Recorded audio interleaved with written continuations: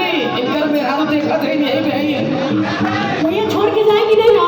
नहीं वाईफाई है आपकी। अभी अभी जूम करके देख रहे हैं। लाइन में प्यारा भी छोड़ के ना चलना बस ये बात बा। ते यू जान के देख के कहे के आज चले लूडा हरे नदी बिच नैया लोर हुड़का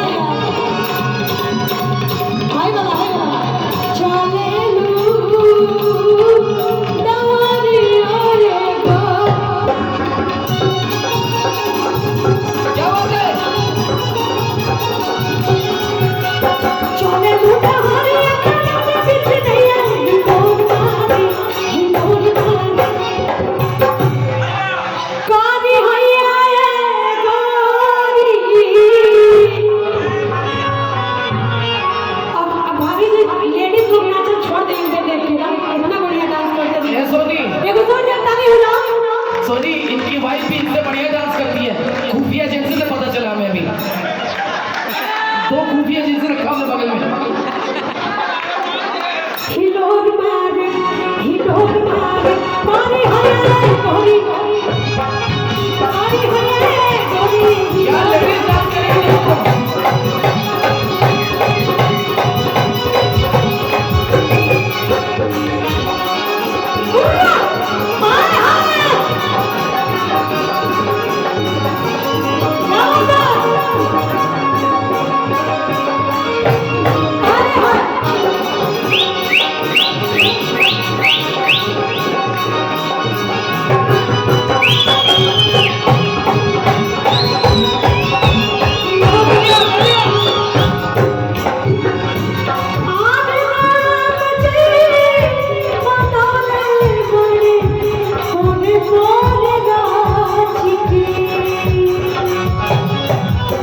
पूरी तरह से मस्ती में डांस करना है।